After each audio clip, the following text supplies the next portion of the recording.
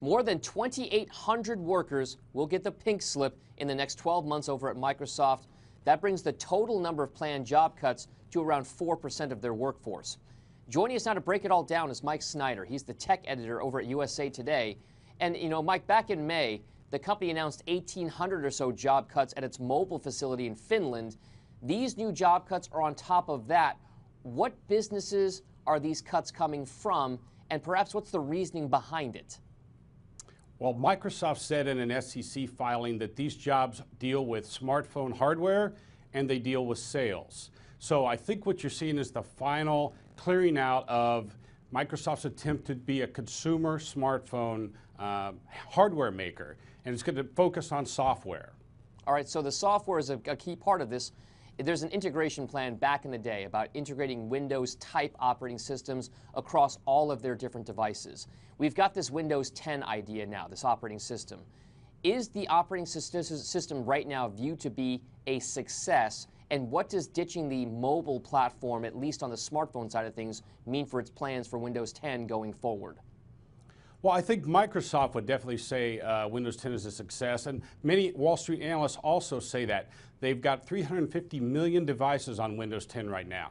I think what Microsoft's trying to do is make their apps available just kind of like an iPhone across all type of devices, from tablets to computers, even the Xbox video game console.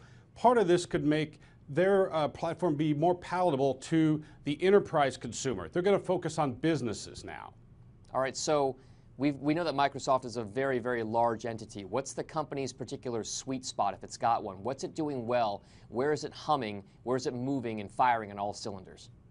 Well, it says that it is making more money on Windows 10 right now, and revenues there were up. You could always say, well, they needed to go up, and they were probably going to anyway. They also just bought LinkedIn, and I think they're going to try to be a better cloud company to become a better service provider for corporations. And I think that's where Microsoft's really going to try to flex its muscles going forward. All right, Microsoft's traditional software business has been a concern for quite some time. That push, like you said, into cloud-based products has been a big focus. What are your thoughts here on how Microsoft's shift to the cloud has been in terms of its competition? The Azure product is of course, a large one, but it's nowhere near the size of Amazon Web Services. Google is starting to get that. I should say Alphabet is starting to get more into that. Where do you think Microsoft fits in that total competitive landscape, and what's its outlook for cloud? Well, I think it's probably a solid number 3, and it's going to have to chip away and just get a little bit more market share over and over and over. And as you see it integrate LinkedIn into its cloud services, it could provide something like a Facebook for corporations, where you could have internal and external communications between various companies. It's going to try to make this sexy so it gets a better number 3 market share. Don't know if it'll ever displace those number 1 and number 2, but there's a lot of business there if you could be number 3. As a tech editor for USA Today, what's the thing that you would get most excited about seeing from a company like Microsoft in the coming months?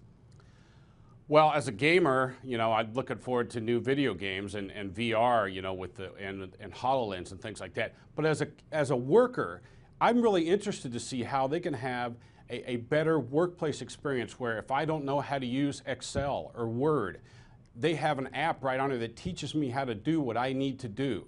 And I think that's something that could be interesting for the enterprises going forward. Microsoft is certainly an interesting story to watch, given all of its tentacles in all parts of the tech world. Mike Snyder, thank you so much for joining us. That's Mike Snyder. He's the tech editor over at USA Today. And thanks for watching. I'm Dominic Chu. Have a great day.